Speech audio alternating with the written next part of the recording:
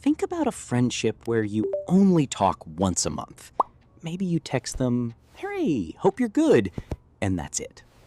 Would you call that a close friendship? Probably not. A real friendship needs regular talking. Not one big talk once in a while, but small talks, often. Prayer works the same way. A lot of Christians think prayer has to be long, perfect, and full of the right words, so they end up barely praying at all. But a real prayer life isn't about doing it perfectly, it's about doing it often. Today, I want to give you 4 simple tips to help you build a real prayer life, even if you feel like you don't know where to start. And make sure you stick around until the end, because I've got a special bonus for you on the different types of prayer. Tip number 1, start small. You don't need an hour to start praying. You need 5 minutes done every day. In Matthew 6:6, Jesus says, "When you pray, go into your room, close the door, and pray to your Father, who is with you even when no one else can see. Your Father sees what you do in private, and He will reward you." Notice, Jesus doesn't talk about long prayers. He talks about a quiet, honest moment with God.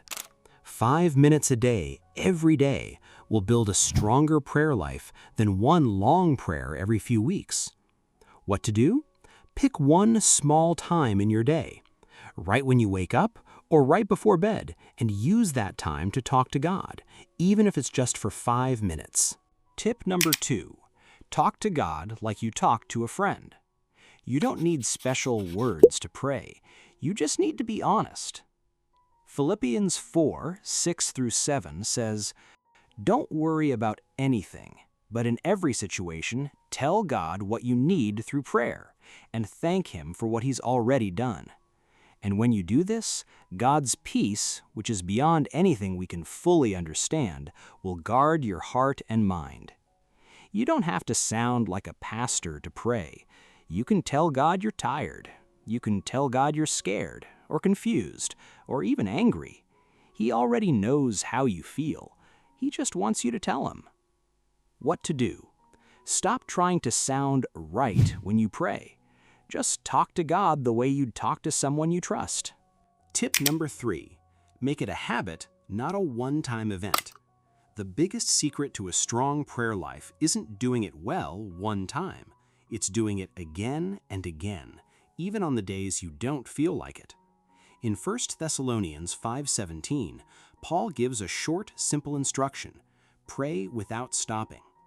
This doesn't mean you have to pray every second of the day. It means prayer should become something you keep coming back to, like brushing your teeth or checking your phone.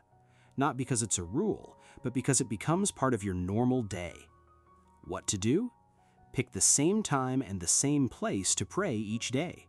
A habit that repeats is stronger than a feeling that comes and goes. Tip number 4, prayer is also about listening. Most people think prayer is just talking to God, but a real prayer life also includes stopping to listen. In Mark 1:35, we read that Jesus got up very early while it was still dark and went to a quiet place by himself to pray. Jesus didn't just talk to the Father, he also made space to be still with him. If Jesus, the Son of God, needed quiet moments alone with God, we need them even more. What to do? After you talk to God, stay quiet for a minute or two. You don't have to hear a voice, just give God space to work in your heart. Tip number 5, there's no right time or right place to pray. Here's something a lot of people don't realize. You don't need to be inside a church to talk to God. You don't need a special hour, a candle, or the perfect words. You can talk to God right now, wherever you are. You also don't need to speak out loud like you're talking to someone standing right next to you.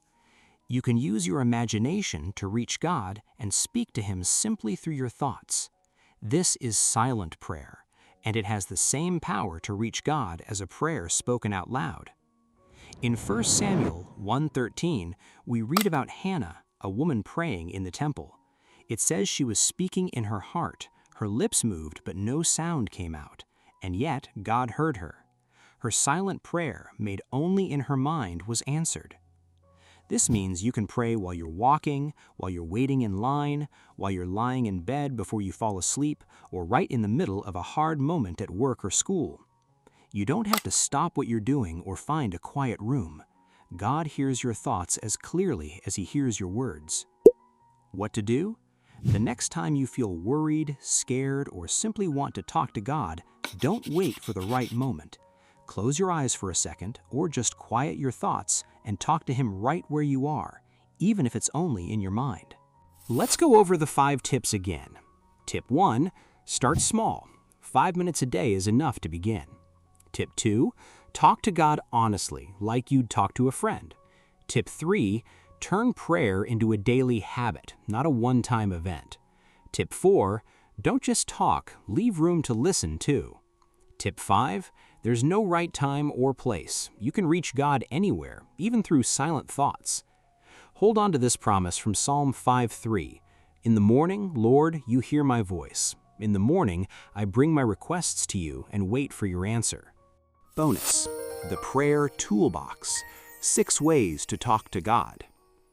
Before you go, here's a quick bonus for you. Not every prayer has to sound the same. The Bible actually shows us different kinds of prayer, and knowing them can help you talk to God in a richer, deeper way. 1. Prayer of thanksgiving. This is when we thank God for something He's given us, a blessing, or even a hard season where we learned something and grew from the struggle. You can pray this before a meal, before you go to sleep, thanking Him for the day, or right when you get home, thanking Him for keeping you safe. 1 Thessalonians 5:18 tells us to give thanks in all circumstances, because this is God's will for us. Number 2, prayer of request and supplication. This is when we need God's hand to move, a miracle, a blessing in some area of our life, or asking on behalf of someone else. Remember, if what you're asking for lines up with God's will, it will surely be answered.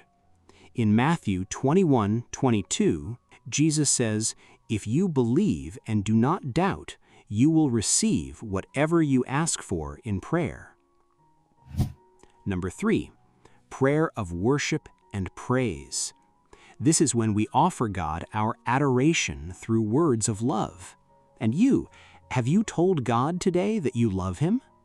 Psalm 100 verse 4 says to enter His gates with thanksgiving and His courts with praise. Number 4, prayer of protection. This is when we need God's hand over something we're afraid might happen. You can pray this before you leave the house, before you drive, or before work.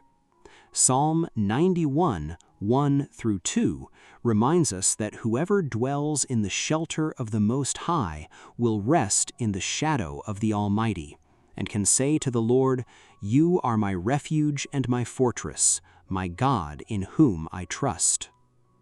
Number 5, daily prayer. This is the Lord's Prayer, the model Jesus gave us in Matthew 6:9-13, a prayer we should pray every day, but never just out of habit. Every single word needs to actually mean something and be thought through before it's spoken. Never pray it on autopilot. This can be done right when you wake up, together with your devotional time. Number 6, prayer of deliverance. This is the same kind of prayer Jesus prayed while He walked the earth, and the Bible shows us exactly what it does. It drives out all evil.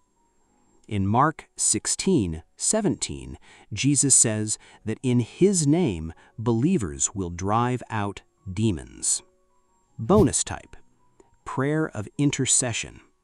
This is when we pray on behalf of other people, a friend, a family member, even someone we don't know. In 1 Timothy 1:1, Paul urges us to make requests, prayers, intercession, and thanksgiving for all people. It's one of the most powerful ways to love someone, carrying them to God in prayer. A strong prayer life isn't built overnight. It's built one small, honest moment at a time. You don't need perfect words, you just need to show up. Before you click on the next video, why not take a moment right now to talk to God? That's right. Right after this video ends, you can come into God's presence and open your heart. Tell Him your plans for today. Tell Him what you're afraid of. Ask for protection, ask for help, or simply thank Him for having Him in your life. Thank you so much for watching until the end. If this video helped you in any way, drop a like, subscribe to the channel, and leave a comment below with the topic you'd like us to cover next. We read every comment and try to prioritize what you ask for. Until next time, God bless.